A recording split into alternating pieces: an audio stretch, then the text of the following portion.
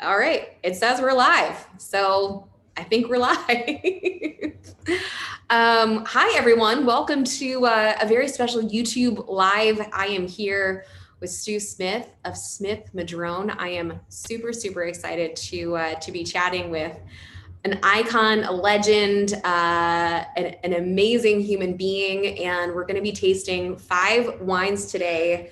The oldest of which will be a 2009 Riesling, which I'm very excited to try. But welcome, Stu. It's good to have you.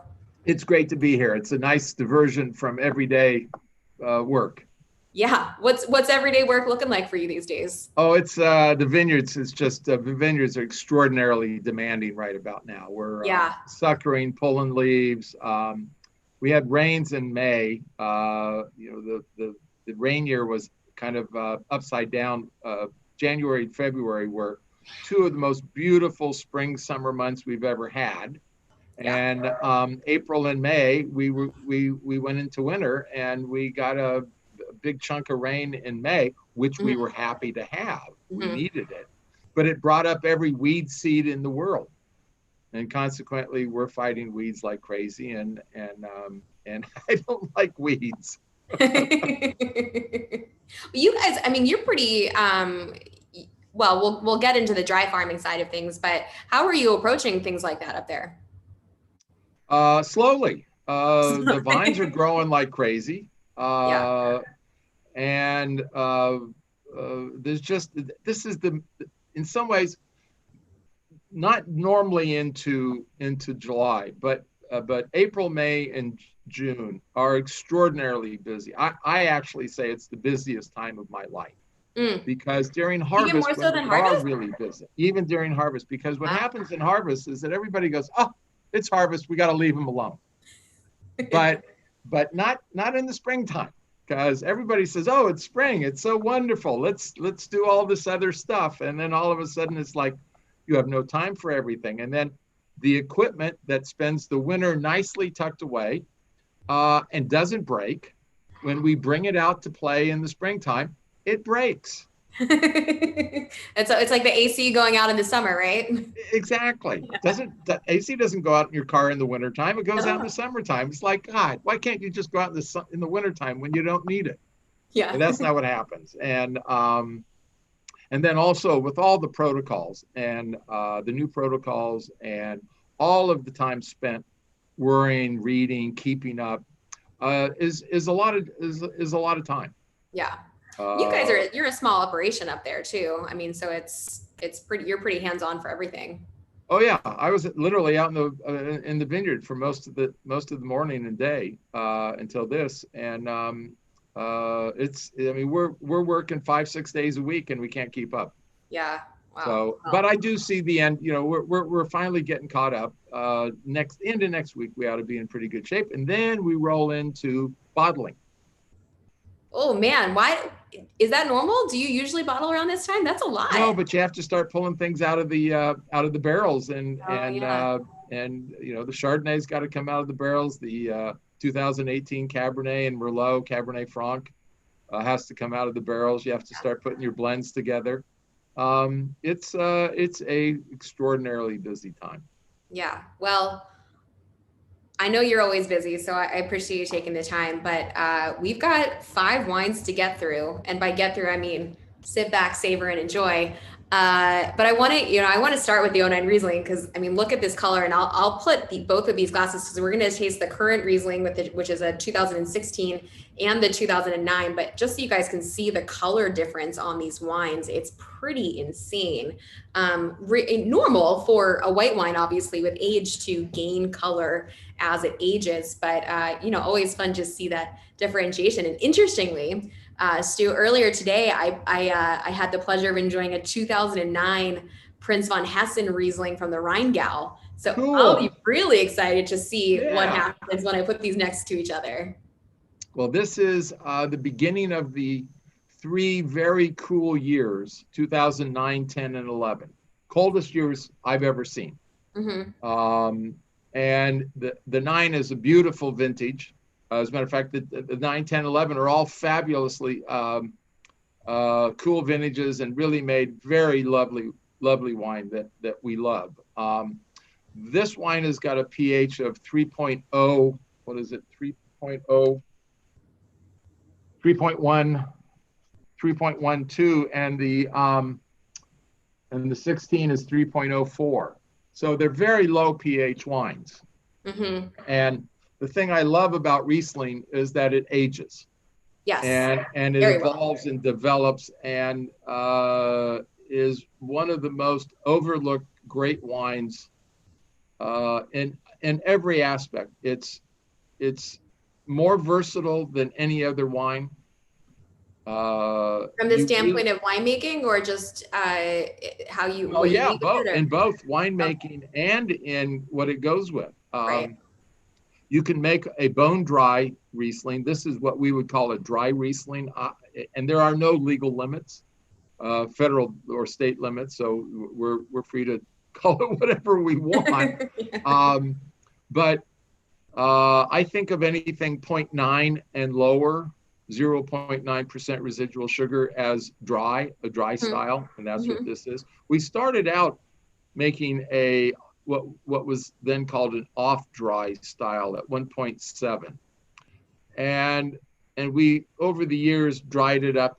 We went as low as 3.3, Mm-hmm. and that was just too dry.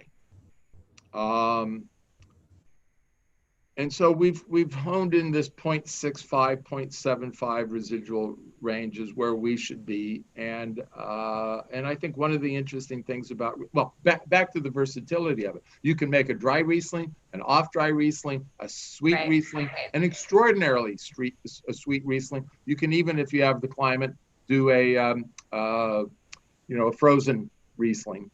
And with Yeah. food, there's the Riesling is just so fabulously versatile. It Yes. can go with any food, any food. I admit that I prefer red wine with steak, period. Now, that doesn't mean I haven't had many a steak with Riesling, Yeah. but I do prefer red wine with steak. But other than that, it goes great with either fresh or seafood. It goes great with any of the white meats, actually, in some cases, better. I like to say it's the one wine that makes Sydney the wine snob and Aunt Jean and Uncle Bob happy. That's right. It brings us together. I agree. Yes. It is the wine that my mom and I agree on Mm-hmm. most times, whether or not it is dry or sweet. And I always love Riesling because it always has this sort of perceived sweetness. So even when it is dry, your brain sort of tricks you into thinking that there might be a little bit of sugar just because of the flavor profile that some of those tropical fruits and the lychee and the white flower. It kind of tricks your brain into thinking there might be residual sugar when there's not. But I have some Thai food in the kitchen ready to go for when I am all through with this. And Riesling and Thai food, especially if it's spicy Thai food and like a Riesling with a tiny bit of sweetness, Mm-hmm. that is one of the, I'm sure you have, but if any of you out there are watching and have not done Thai food and Riesling, or Vietnamese food and Riesling, really any sort of Asian, all those Asian flavors, because they also have a lot of times a little bit of sweetness and a little bit of sour and a little bit of spicy. They pair so beautifully with Rieslings. The other interesting thing about Riesling is that it is the only grape that I know of where the pure essence of the grape comes through on the palate. Yes. We don't do malolactic fermentations with it. We don't do oak aging, French oak, American oak. We don't do lees stirring. We don't do blending. One year, many, many years ago, Charlie and I thought, well, let's try a little Riesling in the Chardonnay and maybe it'll make it fruitier. So we started out at 10% and got, all right, that didn't work. So we went all the way down to 1%. And the reason we gave it up is because the Riesling flavors dominated the wine. Yeah. And in fact, Even with that small percentage, it's even with still, that small percentage, it dominated it. wow. And I remember a story. I went up to Seattle area and was staying with some friends who are in the wine business. And they said, we're doing, I'll pick a year, we're doing 88 wines. And so we got a bunch of wine folks coming over, winemakers, wine salespeople, everybody in the wine business, and bringing 88. And I can't remember exactly the vintage, but I brought up this Sonoma County, Lake County type Chardonnay. Mm-hmm. and it was we all blind tasted. Nobody knew what it was. And everybody said, who brought the old Riesling? And we're going, I didn't bring the old Riesling. Well, I, in fact, did bring the old Riesling because it was a Sonoma County Chardonnay that had been blended with Riesling, and the Riesling dominated. And I'm in the home of, Riesling people. Right. And we're all swearing that this is a bottle of Riesling, and it was a Chardonnay. Chardonnay blend. You founded the property in 71, is that right? 71.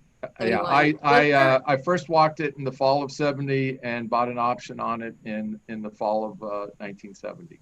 Closed on it. Was there Riesling on the property then, or did you There plant was a long abandoned vineyard that was first developed in 1880, and then with Prohibition. Pardon me, I take that back. That was my first thinking that it was Prohibition, but it wasn't. It was phylloxera that destroyed the vineyard. And we have a 1905 Singling a Star article that describes that all of the vineyards on Spring Mountain had virtually been abandoned because of phylloxera. And so when I first walked that property in that fall of 1970, there were Douglas fir trees that were 2.5 feet in diameter, 80, 90, 100 feet tall. And at the base was a little split redwood grape stake, pooched out at about a 35, 40 degree angle, because as the vineyard died and the birds came around and sat on the stakes and spread the seeds of the other things that they'd been eating, up popped this Douglas fir tree. And as it got bigger and bigger, the stake got pushed further and further out at an angle. And we had to get a logging permit to reclaim the vineyard. And we logged 1 million board feet of timber out of the vineyard. So it was a lot of work. But ignorance was bliss, and I was young and strong back and weak mind, and somehow by hook and by crook we got through it. So how old are the vines used to make this Riesling? Well, as history repeats itself, the valley got phylloxera in 1983. Yeah, late 80s. And it spread, and just like in the late 19th century, it took about 15 years to get up to us. So we started a major replant, well, actually slowly replanting of the vineyards. And so even though I have several vineyards that were planted in 1972, which was the first year that we planted, there's not a single vine out there that comes from 1972. They've all been replanted. And then certain blocks we just tore out and started all over again, and other blocks we just pulled out vine by vine to make it work. So the answer is, I don't know how old they are, because in the Riesling and the Chardonnay, we replanted vine by vine. So some of the plants were replanted in 1998, 2000. Those were the earliest, and some of them we didn't finish until 2010. 2010-11. And so so phylloxera, as I understand it, it's sort of it's a slow crawl. You don't necessarily know that you have it for a while, and then it sort of like creeps in and slows down the vine year after year. So is that why you sort of sparsed it out the way that you did as far as replanting? I did. The way we did it is that we were completely dry farmed at that time, and so I tried replanting, and that didn't work. We just couldn't do it. There was too much competition from the other vines. And then also what we had to do is we had to wait until there was a pretty good sized section to pull out, because you just can't go and pull out two, 3 vines, because all the other vines around it are going to suck up all the water that you give those young plants. Right. They're bullies. The older plants are bullies. They want the water. So you have to pull out a bigger section, and so you have to wait, and then you do like 2, 3, 4 rows up and down the slope, and then you may go 10 or 15 vines long, and you have these little spots all through the vineyard that you do that. Right. And it was a way to not lose production. And there's not, farming in the mountains is a compromise. There's no purity in doing it. It's a lot of work.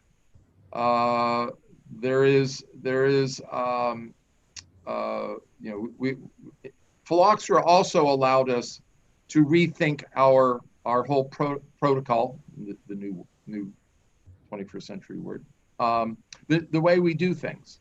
So when I planted this in 1972, I was still doing my graduate work at UC Davis in viticulture and enology, and we didn't care which way the rows went. On the steeper slopes, we obviously went across the contour. And if it was a long, narrow piece, you would plant the rows in a long, narrow way. But if that was in an east-west direction, what we later learned in the late 70s, early 80s, was that we needed to get sunlight in on the berries because of pyrazine and that kind of very strong bell pepper, even sometimes in asparagus. Especially in Spring Mountain, I assume, right? Well, actually, where it came from, Andy Blue was the wine writer for the Chronicle, and Marisu and Winnie Brothers had planted a bunch of vineyards down in the southern edge of the Salinas Valley. And that is some of the most magnificent soil in the world. And they were growing these plants down there, and they were just monstrous vines. And no sunlight got into it. And Andy said, "Why is Marisu making such stinky wine?" And it was like, "Oh, that hurts. You can't do that to one of our fellow winemakers." But it was true. There was something about not all their wine, but some of their wine. And it turned out those wines came from the southern end of the Salinas Valley. And Ralph Kunke was a professor, and he'd been working on this. And they went down and they realized, and that's where they discovered that the sunlight has to get in on the berries to get it to proper maturity. Not the leaves, the physical berries. It has to get on the physical berry. Wow, I didn't know that. So if you're running east-west and we're at 38.5 degrees latitude, all the sunlight falls on the south-facing clusters. Nothing is on the north side. Right. So I like to say we're smart little boys and girls. We can figure this out. We're going to plant north-south. So we're going to equal amount of sunlight on the morning, equal in the afternoon. But then I'm a smart ass, and I'm going to take the morning shift, and I'm going to give you the hot, dry afternoon shift. But you're going to go, wait a minute. This is supposed to be California. It's supposed to be fair. And that's not fair. So what we do is we say, okay, we're going to experiment, and we're going to go to a northeast, southwest direction. So when the sun pops up, the angle of incidence is very direct in that northeast, southwest row direction. And 55-60% will be on, the morning side will get 55-60% of the sunlight, and the hot afternoon side will get 40-45% of the sunlight. And then you have to factor in that the hottest part of the day for the mountain is around 3:30. The valley floor is around 4:30. And so you really want the grapes to be shaded so that they don't shrink. But if you lay your row out for that, then you're back to an east-west direction where there's not enough sunlight on the afternoon side and too much on the morning side. So then we have to design a trellis system, which we are looking for what we call canopy management, so that we can shade those vines, those grapes. And what we're looking for is a thing called dappled sunlight. And we'll argue for a long time, I suspect, whether it should be 25 degrees off of true north, 30, 35, 40. And it may be that the closer you are, where we are, to the coast, you're more north-south. And somewhere as you get warmer and warmer, you're more at a greater angle. So our greatest angle is 43 degrees. And so that I don't see any point going over that, but that's our experiment. And one of the things we do in the mountains, we do a tremendous amount of experimenting. Because every site, every area, every soil, and every combination, you have to learn how to farm on your own. You can only go so far with education. And so we're constantly experimenting. And because we don't buy grapes, we decided that we were interested, as an example, in Petit Verdot. So we had to plant some Petit Verdot. We let it grow, and then we have to harvest it, and then we go, well, what do we have? Do we like it or not? Right. So it's a for all of your listeners, don't go into the wine business. I was going to say, I was like, Industry. this grape growing business sure sounds like a lot of work. If you don't like work, you shouldn't be in the wine business. Well, if you like wine, it's a good start, and at least that can get you through the day. Because at the end of the day, after all of this, you do have some wine to go home to. This 16 Riesling, incredibly different, obviously, for the obvious reasons between the 09 and the 16. But overall, I mean, how would you characterize the 16 versus the 09 if they were to have been released at the same time? Because I get, a ton of acidity, but it's far more floral than the 09 is. I think that's right. I tend to get with the early young Rieslings, peaches, pears. You mentioned lychee, and they're fresh. Yeah. And as the wines mature, they take on a honey-like character, and the fruit becomes not as fresh, but more interesting as the wine matures. But you can still pick up those fruit flavors and aromas that come out of the wine. But it's a more complexing concept. And also, I would say that I think Riesling is one of the wines that will age. It's the only white wine that will age, mature, and pay back dividends for your patience, because I will put same vintage, our Riesling, up against any 20, 25, 30-year-old Cabernet of the same vintage. And we may not win the tasting because it is apples and oranges, but everyone is going to go, wow, is that fun? And wine is supposed to be fun.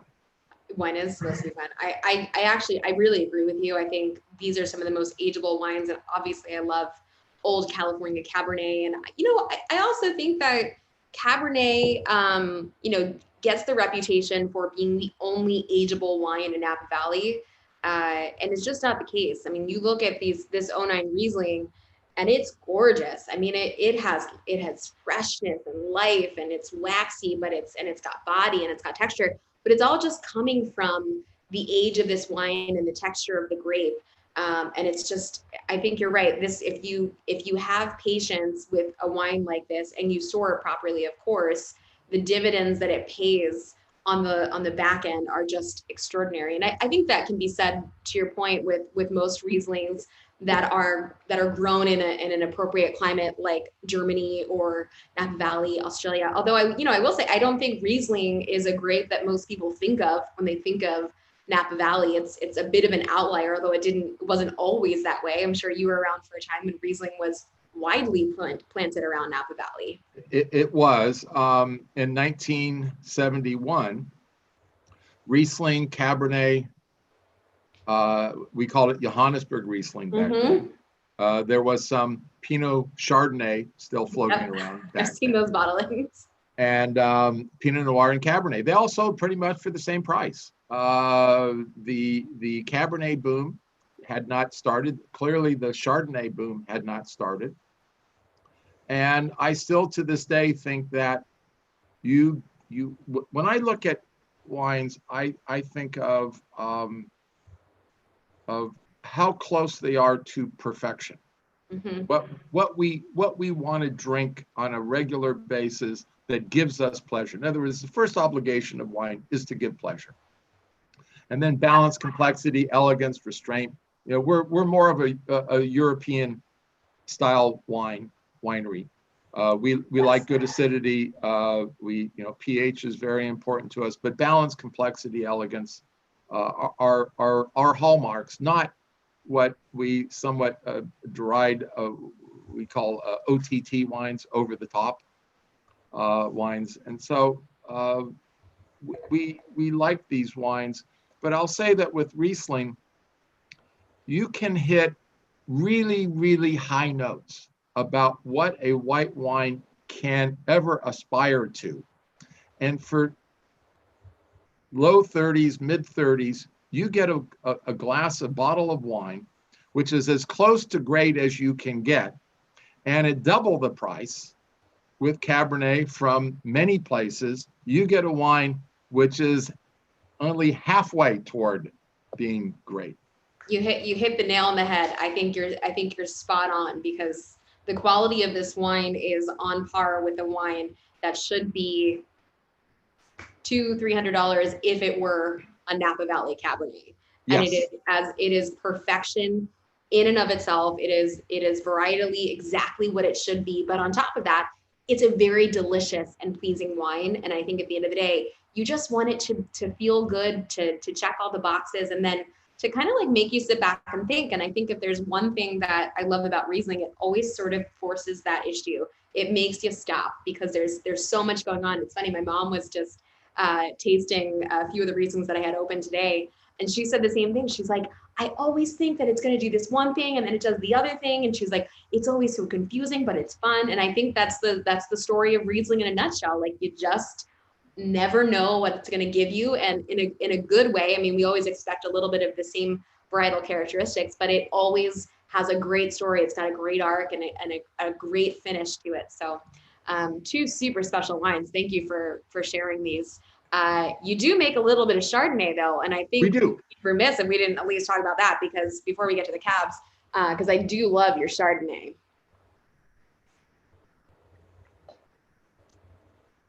This is the 2017. It was a schizophrenic vintage. Yes,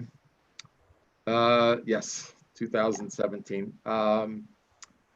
We had a beautiful growing season, and we harvested the little on the warm side. We were done actually with the whites come Labor Day. So we harvested early. And then what happened is that over Labor Day, we got a tremendous heat spike. Yes, I recall. Yes, brutal. It was really and on the mountain, we get, we're normally cooler. As a matter of fact, some people have said Spring Mountain is one of the coolest AVAs in the county, which surprises me. I haven't seen any data. It might be in some ways. I can't help but think that Mount Veeder or Canaris would be cooler. I've heard it's the coolest, wettest AVA. And to your point, I've never actually researched whether or not that's true. And I've heard parts of Coombsville are known to be a little bit cooler and wetter, but I don't know. Well, I think we're clearly wetter. We've had over 108 inches of rain. I think of our average is about 50 to 55 inches of rain a year. And I don't know that anybody's had rainfall over 100 inches like we had in '98. And the reason I say that is that we're up fairly high. The winery is not quite.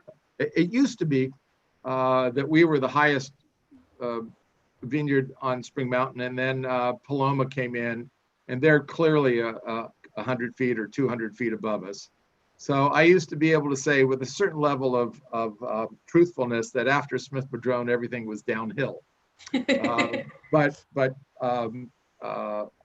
Barnett is just to the west of us and a titch above us, and Paloma is clearly above us. I think they're the highest elevation on Spring Mountain. And so I can't use that quip any longer. Unless you want to make a dig at Paloma.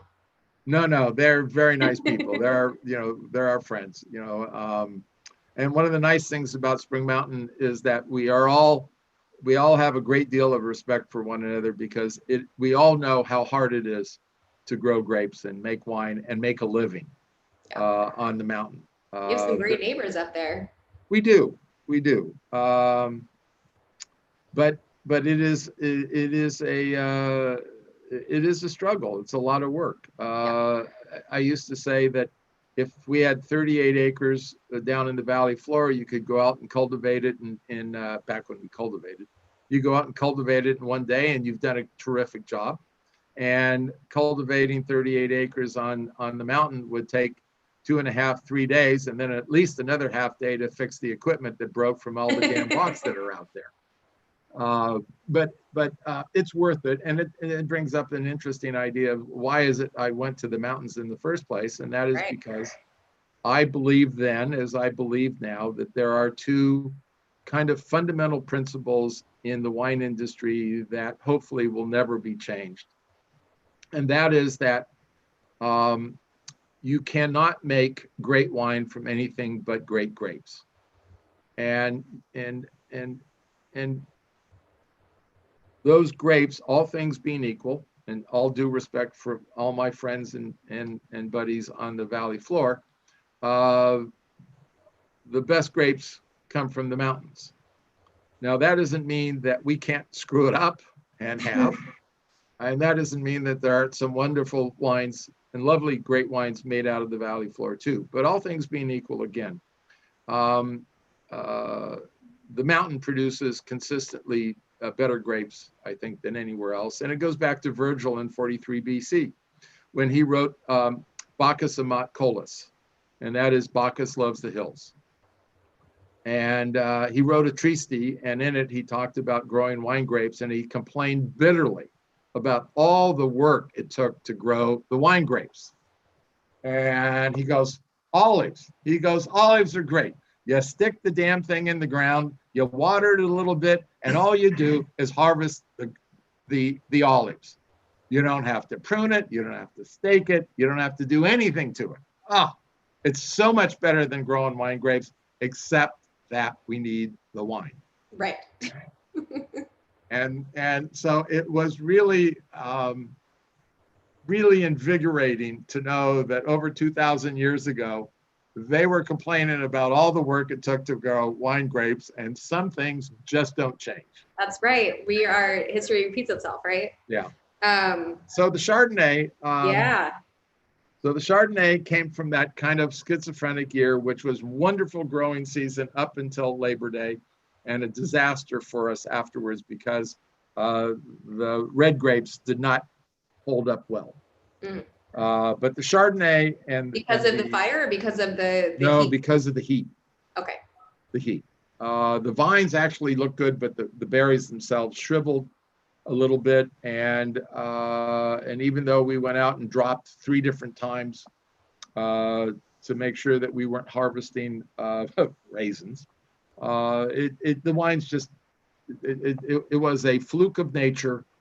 And it's one of the things that most people about growing grapes and drinking wine don't understand is that we're farmers. Right. And nature can be a cruel taskmaster. And so there is no vintage of red wines from 2017 for Smith-Madrone. And fortunately, we were anyways financially strong enough to avoid that. Right. But it also goes back to 2008, where there was also no Smith-Madrone from 2000 red wines from 2008 because of those fires in 2008. You guys had Smoketail, and even though they were in Sonoma, right? No, it was mostly Mendocino. Okay. But there was also fires in Sutter, Yuba, and the biggest fires were in Trinity County, way 5-6 hours by driving north of us. And we didn't think anything of it at the time because we were in smoke you couldn't see for 100 yards for a week. And then it cleared up a little bit, and we could almost see the valley for another week. And we didn't think anything about it. Yeah. But the grapes came in. We thought they tasted well. But Charlie, my brother, started complaining that he didn't like the way they were tasting.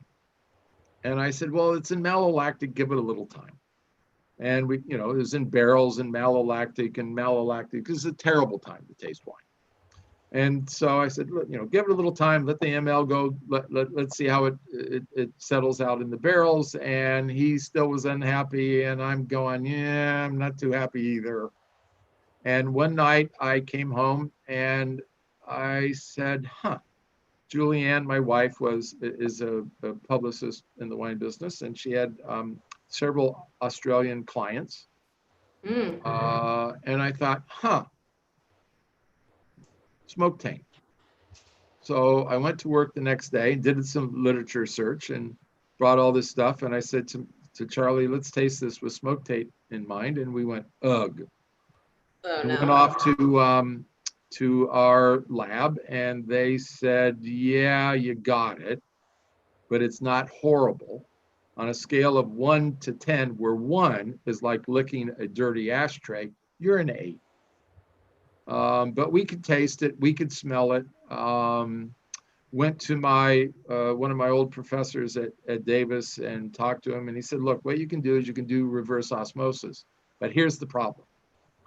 It's like an iceberg, and 10% of the iceberg is sticking out of the water. You do this RO thing, and boom, the iceberg's gone.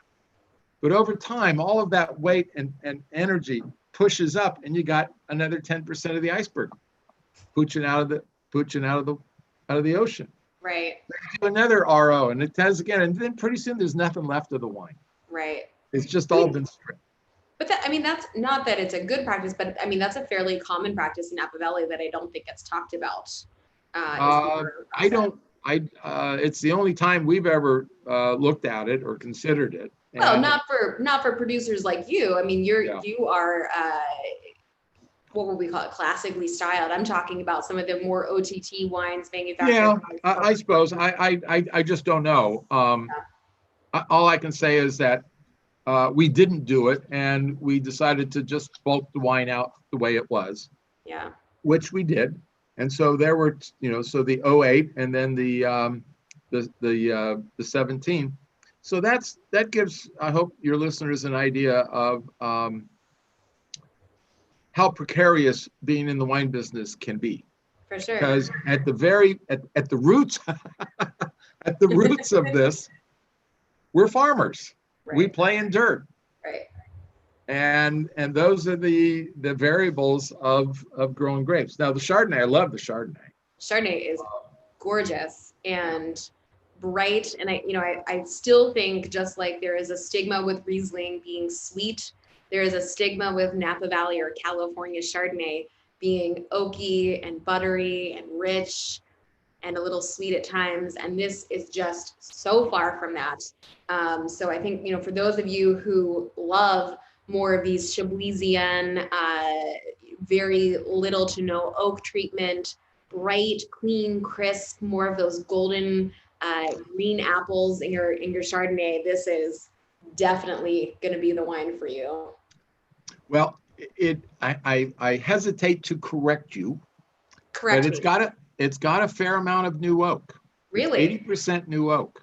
It does not taste, or it smells a little like it's got some new oak, but it does not taste like it does. And there's two reasons for that. One which I can explain and one which I cannot explain. Okay, that's wine in a nutshell, right?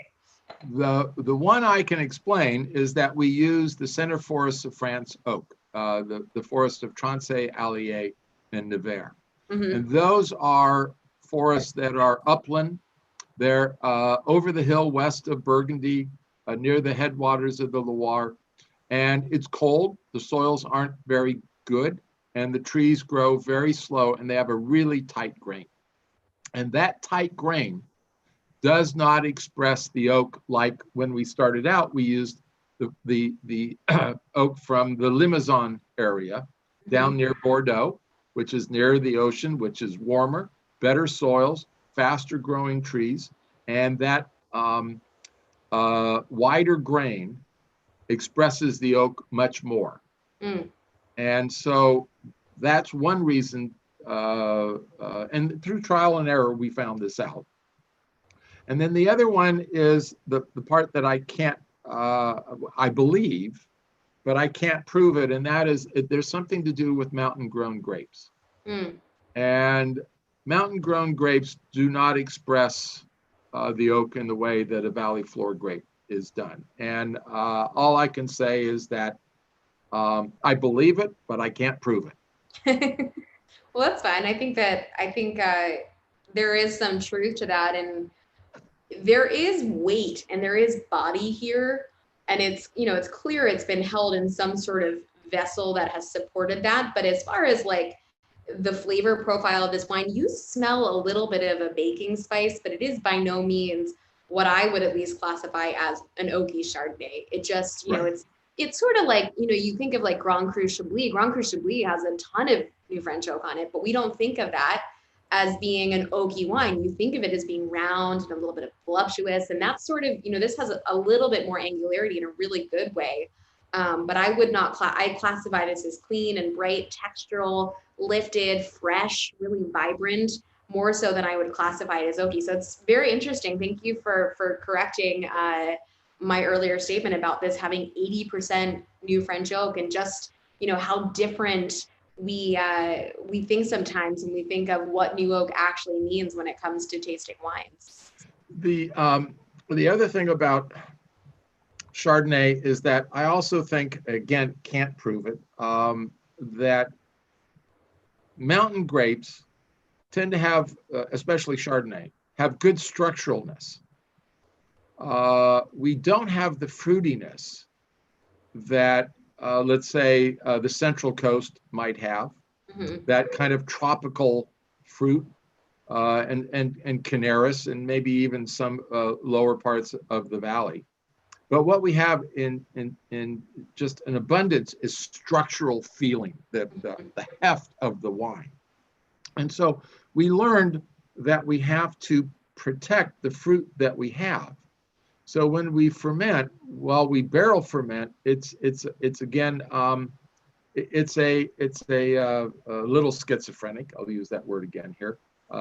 Maybe more bilineal, in that we start the fermentation in stainless steel, and we take the wine down to about 20 degrees. So we harvest 24 degrees bricks. We for your listeners, that's percent sugar for all intents and purposes. And we take it, we ferment in the stainless steel, which is temperature controlled, down to about 20. We may go down to 19. And then what we do is we chill it way down into the low 50s, maybe even a high 40 or thereabouts. And we then put it into barrels. And we do that because when the wine finally warms up and starts fermenting again, it's fermented very slowly through a bell curve that would spike otherwise. So assuming, again, you're fermenting in barrels, it's a good insulating material no matter what the temperature is on the outside of the barrel.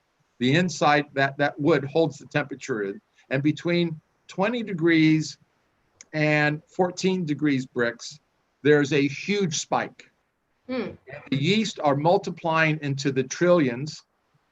And what happens is that they are frisky little fellers and fellas, whatever. And the kinetic energy, the kilograms that are given off is enormous. And what will happen is that the wine will spike in temperature. And when you spike a temperature like that, you blow off fruitiness. So we've learned that by doing it this way, we preserve the fruitiness that is inherent in the grape, because we don't want to lose that. Now, I'm not saying that our techniques are the way to do it. I'm just saying we've learned how to make it for our grapes. And as I should also say, we use Marchive barrels from France, and they work for us because of that tight grain. And so we're not saying that we use the best barrels in the world, but they're the best barrels for us. Right. And for our fruits and what we're trying to do and work with. And we've tried lots of different barrels. And so as a winemaker, you're an artist, but you're also a scientist. So you're trying to suss out a product which is unique. And this brings up with Chardonnay, we feel that it's our job to get the vintage into the glass of wine. That as the grower and the winemaker, the site, the location, the climate, the soil, it's what makes us worth existing, is to make a wine which is unique to us. And that is to get the glass of wine, the vintage, whatever that vintage is into the glass.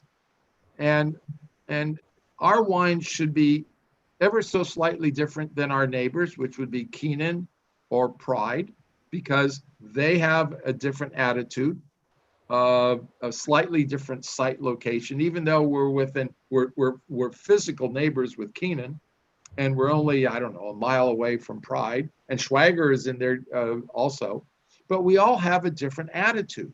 Mm-hmm. And for us, we abhor the concept of pounding the square peg through the round hole. I mean, I ain't interested. Just they ain't gonna do it. Right. We want what nature put into those grapes to show through. And so I like to say that we talk about the word terroir, and as I say, in a loving way, it's a French word, and God love them. It's theirs. They should keep it. And in the New World, we've talked a lot about a sense of place. And I think I've taken it to me in a more satisfactory level, which is I think of it as an ephemeral sense of art. Mm-hmm. What makes Smith-Madrone Chardonnay different from Pride, Keenan, Robert Mondavi, Kendall Jackson? And it's all these little itty bitty things that we don't even think about. Right. You have a mindset that you go through and you look for. You have a taste profile in your mind. And all of that comes through ultimately into the vintage. Right. And Chardonnay, I think, is a classic case of that. Yeah. Well, they call it the winemaker's grape for a reason, right? I mean, it's a grape that is incredibly susceptible to the whims of how a winemaker chooses to treat said grape. And I think it's wonderful in some respects because you can have so many different expressions, but for someone like you that's working as hard as you are up in the vineyard and doing everything you can so that these grapes can come out the way that they're supposed to and have a sense of place, it is sort of incumbent upon those in the winery to ensure that that continues through into the bottle.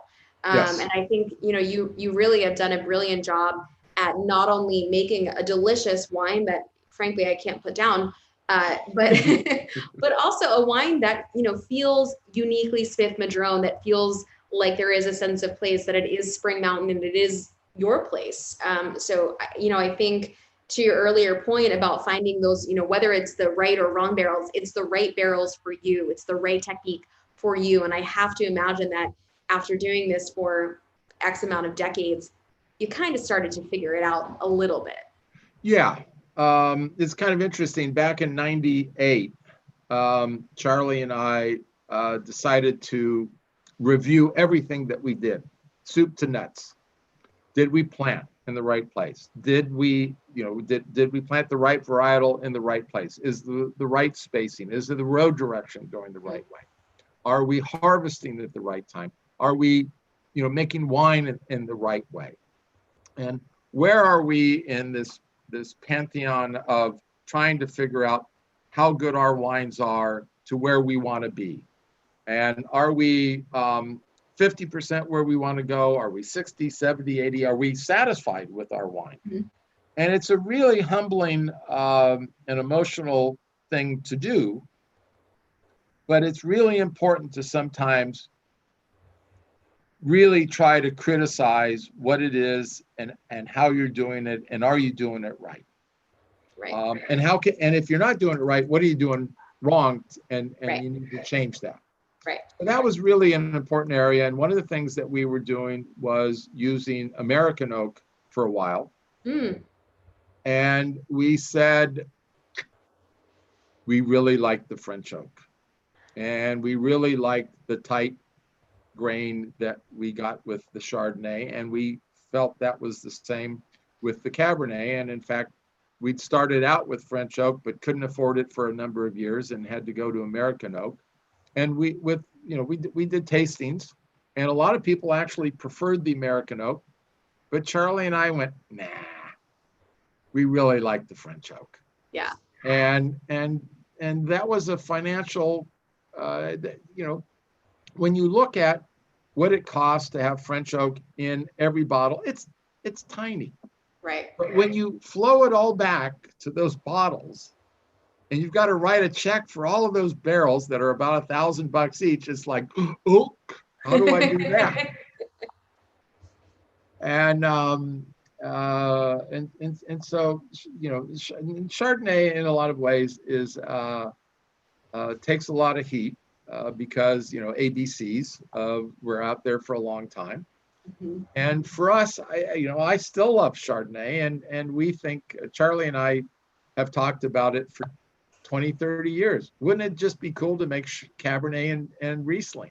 I mean, how strange would that be? I don't think it's strange at all. I mean, I love your Chardonnay. So for me, please don't stop. But I don't think that, you know what? I think this is what is beautiful about California and making wine in the United States as compared to that of France or Italy or places that have legislations in place that don't allow you to make the wines in particular places. You can do whatever you want up there. It's your vineyard and you can put it on the label and it's yours. And so I think that is one of the amazing things that is too often overlooked about California wine is the freedom for the producers and the winemakers to do whatever it is they think is best up there. Yes, and you are so right. When I was younger, and we'd do Friday night, Saturday night dinners, and we'd all drink too much and talk too much, you'd wake up the next morning, you go, damn, that's an interesting idea. Let's do that. Mm-hmm. The winemakers in Europe do the same thing, and they wake up in the morning and go, damn, let's do that. And they go, nope, can't do it. Can't do it. Can't do it. And when I was, again, a grad student at UC Davis, we all wanted to be able to go to Europe and see how they did it. And it was really only a year or two later that the young people came to Napa Valley, came to UC Davis and said, this is great. How you know, you can do anything here. Right. And they'd go back and I won't mention the winery, but it's one of the oldest wineries in Italy, if not Europe. And he had come to UC Davis, so maybe 10 years after I'd been there, and he and lots of other people, they said to their parents, we don't want to make Chianti Classico. We don't want overripe, dried out white grapes in our red wine. And the parents said, well, stick it. This is the way we've done it. And this is the way we're going to do it. And they said, well, okay, well, screw you. We don't need your appellation. And hence was born the entire Super Tuscan concept. Right. And in a lot of ways, I give credit to America for that eye-opening brain expansion that we were able to give those young Italian winemakers. That's right. No, I think it's a beautiful thing, and I think I love that Italy, more so maybe than any of the other European countries that produce wine, have really progressed in a wonderful way. And these next generation of winemakers are starting to look at other regions to see what has been successful and how can we improve upon what we're doing. You know, I certainly understand why Burgundy has the systems in place that they do. But I think the freedom of California and the United States as it applies to winemaking is just, it's a really cool thing. And so I guess that's a long way of saying, if you want to make Cabernet Riesling, you should just make Cabernet Riesling, and I will not be mad. I do think it is very interesting that we are now 55 minutes into this conversation and have not yet tasted of red wine. And we're talking. You see, that's what wine is all about. It's about conversation. It is about conversation. I couldn't agree more. I could talk about wine all day. For your listeners, let me just say very quickly, when I first came here, Bernard Portet was the young winemaker entrepreneur who was starting Clos de Val. Yeah. And his brother, Dominic, went to Australia and started Taltarni. And the two of them both looked at one another and said their father, who was the maître de chai at Lafite, and they said, I don't know when our father is going to retire, and I don't know which of us is going to take over. But whatever it is, we're not going to do anything differently than our father did because of all of those years that he's been there. And they both left for freedom in other countries to explore. And Bernard did a wonderful job with Clos de Val, and Dominic started Tultarny. And I think that it's a really important distinction about how the United States still, especially during this time, can be considered and seen as an exceptional a community of winemaking. I think Bernard was actually the first French American, a French person to start a winery in Napa Valley, like really do like this French American winery in Napa Valley, which that's right. I would agree. Now, he had partners. He like I, none of us had that kind of money, even in the days when it didn't take much money to start. Right. But he had a partner, and even though Napa Valley, like I say, was a very different place. Anyway, I talk about him just for anyone that's watching. I opened a bottle of the 1975 Clos de Val Reserve Cabernet. What was that, last week? At Corvin, I'm going to taste it again, I think, in a couple weeks. But I talk a little bit about Bernard Portet and the Clos de Val and that 75 Cabernet and that Napa Oldies live video, if anyone's curious about learning about more about that. We have two red wines, and I actually would love to sort of do them side by side because they're different, and I would love for you to tell me why they're different. So I've got the 2016 Cabernet, and then also the 2013 Smith-Madrone Coast Flat Reserve. Okay. Gotcha. Well, the difference is, one is we call it, and it's the Cabernet, we euphemistically call it the estate Cabernet. Now, it's all the wines are estate, but the Cook's Flat Reserve was developed as a way to compete. Well, it started out with looking at a lot of the wines from Napa Valley that we thought were not particularly good for the price, and said, we can do better.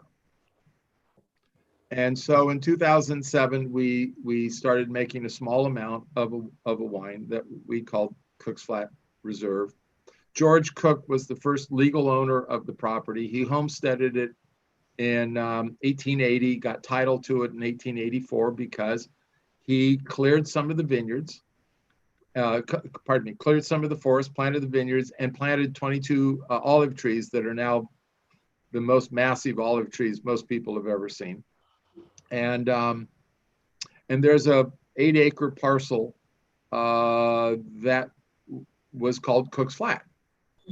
Now, my buddies in the valley floor look at it and guffaw at me going, you call that flat? And I go, well, it is for the mountains.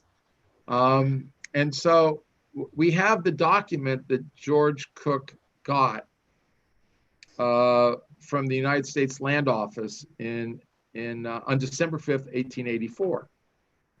And so we were looking for a name for what we wanted to do, and we didn't want to be constrained to Cabernet Sauvignon. So we wanted a proprietary name, but we also wanted a name that had meaning, that flowed from either us or the property. And we really had a hard time doing this. And then someone said, well, why don't we do Cook's Flat? And I wasn't very happy with it, but my brother liked it. And he said, well, let's do a reserve and we'll call it Cook's Flat Reserve. And Julianne said, well, you can't do a reserve. Where's the regular?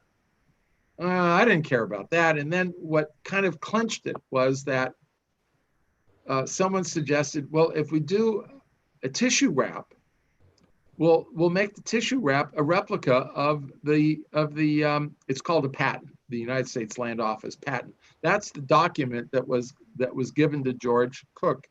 Oh, cool. And we have that document. And it was quite a project, but we got that made into a tissue wrap. And so everything comes with a tissue wrap.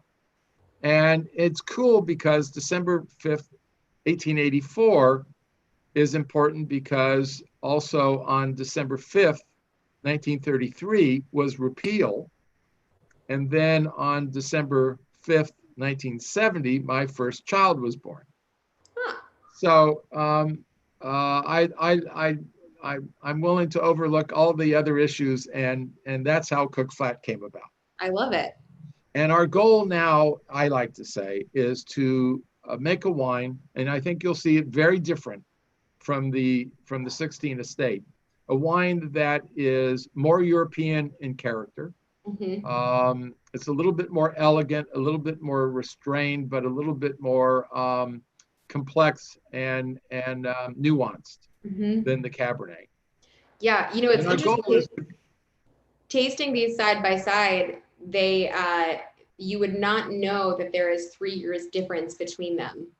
And I mean that in a good way. I think this 13 doesn't drink like, you know, we think of 13, I at least think of 13s from Napa Valley being very opulent, often very plushy wines that have structure, but really lean more into that fruit forward, ripe category. And this does not. This is kind of like sits back on its heels a little bit.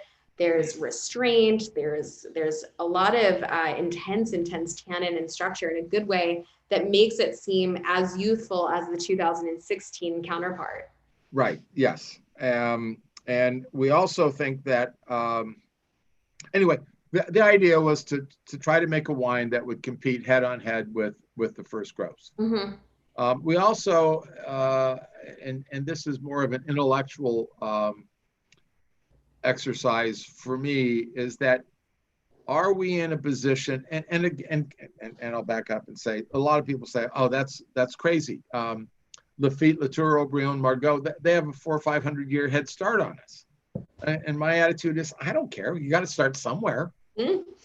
But the interesting thing for me from an intellectual, I noodle on a lot of things. And one of them is, can New World wines ever really be considered as good as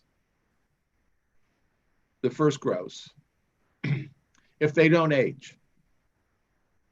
And then the issue is, well, the first gross don't make wines the way they did 20, 30, 40, 50, 100 years ago. So is that an issue any longer? So then the issue is, what is it about what makes a great red wine a great red wine? And I'm starting to kind of scratch my head on that. And so that all goes into our winemaking. And had somebody asked me these questions 49 years ago when I started, I'm not sure I would even understand the question. But now those are the questions that really kind of make me ponder the whys, the wherefores of the things. And then how do you define what is a really great wine? Yeah. And so that gets to be interesting. But I do think that the two wines show a real juxtaposition between the 16 Cabernet is more California-esque. And I do think the 13, the Cook Flat Reserve, is a little bit more European-esque. And neither of them are OTT, or what my son also has referred to as 4x4s. And we used the term 4x4s back in the 70s and 80s, but it meant a wine that was just overly oaked. Right. And today, that term for us means a wine that is very high in pH and very low in acidity. So it would be in the 0.4s total titratable acidity, and in the pHs of either 3.9 or 4, 4.1, 4.2. And so I'm getting a little geeked out there for probably most of your. No, I think it's good. I actually think there's a lot of people who will be very interested to hear these things. It's interesting on YouTube. I think people can geek out as much or as little and as they want, and I think this is a safe space to be able to do that. And fortunately for those who are watching, they can always hit this at 2 times speed or fast forward. So if you're not enjoying the geeky parts of this conversation, fast forward to another part of the conversation. I'm sure it'll be interesting. But these are both incredibly distinct, but you can also tell that they're related. I mean, they're not so distinct that you're like, this is from a different property, this is made by someone else. I mean, there are similarities. It's just, the Cook's Flat, you can tell, is an elevated wine. It's a wine that is going to go the distance. I think your point about whether or not California wines, specifically Napa Valley, have the ability to be on par or even better than first growth Bordeaux is an interesting conversation that I would like to continue at some point, because I think there is some validity to that. And I think, to your point earlier about the way that Bordeaux is making wines today versus how they were making them 20, 30 years ago, I went to a tasting not long ago of Lafite Rothschild.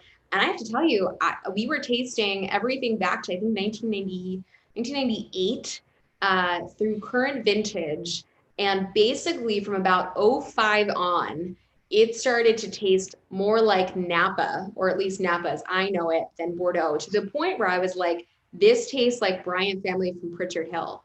And, so to me, it was, are they borrowing from us, or are we emulating them? Like, where is that cross section? I don't know. I mean, the lines in winemaking are so blurred these days. It is so difficult to tell between that of, really well-made Chardonnay coming from California or Oregon, and a great white Burgundy. I just think that we're getting to a point where winemaking, there's so much happening as far as like a sharing economy between winemakers and what is possible, and understanding some of the science behind, why we're getting this flintiness and this reduction in these Chardonnays. Is it because it's terroir, or is it a winemaking style? So, I mean, I think we have to at least table that and maybe plan part 2 or something, because I think we could go all day talking about that.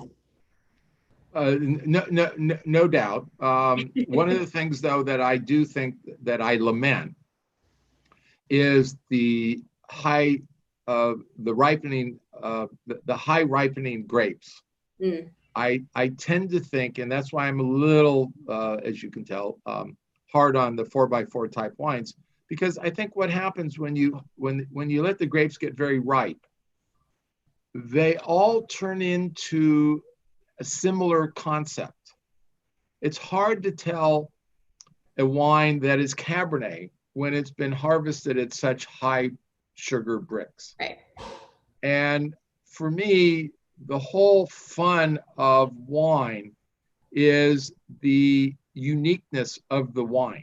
Yes. And when we all start making wines that are 3 peas in a pod, then we've lost what it is that I think is the elegance of wine, which is differentiation. And I get caught into this trap myself, and I shouldn't be, but I don't mean to say that our wines should be better than the French, but we should be on a par. And so especially with Riesling, I like to say that the Germans make the best German Riesling in the whole wide world. Nobody makes a better German Riesling than the Germans. And the Alsatians make the best Alsatian Rieslings in the world. Nobody else makes a better Alsatian. And Smith-Madrone makes the best Smith-Madrone Riesling in the world. Nobody else makes a better Smith-Madrone Riesling than we do, because we're all different, and we need to start to celebrate that interesting change. Yes. And yet even I get caught up into this kind of competitive world. That's just, I mean, I'm a guy. It's my XY chromosome. It's not my fault. You're human. That's it. But intellectually, I can pull back. Emotionally, sometimes it takes over and drives me. But that's the fun part about wine, because it stimulates conversations, hopefully civil, and that's the joy of wine is to have it in a dining room table with family, friends, whomever, and have a conversation, and the ills of the world just go away. Yeah. I think you surmised it beautifully. The world is getting smaller, but at the same time, we're still able to enjoy the wines and their sense of place. And I hope that people like you will continue to make wines that have a sense of place and taste uniquely Smith-Madrone or whatever their respective winery is. So, you know, I cannot believe that it has been 70 minutes that we have spent together. I know. I looked at But that. I was like, how is it that that's the beauty of wine. I know it's the best. It's the best. But you know, I cannot thank you enough for taking the time to talk with me today, to share these wines with you and have some great conversation about wine. And, you know, I look forward to getting back up to the property. It has been too long, but for those who are visiting Napa Valley, who are curious about what these guys do up on Spring Mountain, it is wonderful and extraordinary and a throwback, and just it's perfection in a winery and a vineyard. And I cannot emphasize enough, if you are visiting Napa Valley and you want a little slice of heaven, a place away from the whatever is going on in your life, please, please, please go visit these guys up on Spring Mountain. And I think it's always a Smith family member that's doing the tours, right? Always. Now, I have to say, you know, throw a cold blanket, whatever. We're not open yet. Right. Well, yes, and everything is reopened. Yeah. Well, when that time comes, please go visit them and taste the wines, because they are just, you guys just do such wonderful things. And I thank you for not only making a wine that is consistent in that it is Smith-Madrone, but also not being afraid to experiment and to iterate and try new things. So, you know, I think you guys really bridge that gap in a beautiful way. Thank you. Yeah. Well, without I have nothing else to say. I've got Thai food. I can smell it in the background right now. My family's getting a little crazy. They're like, "What time's dinner?" So I'm gonna go eat some Thai food and drink some Riesling. There you go. I've got 2 bottles of Riesling here, and I've got an '09 Prince von Hessen. So between the 3 bottles, we'll have a nice little comparison side by side. So thank you so much again. I really appreciate you being here. Thank you for having me. We'll see you soon. Bye, guys.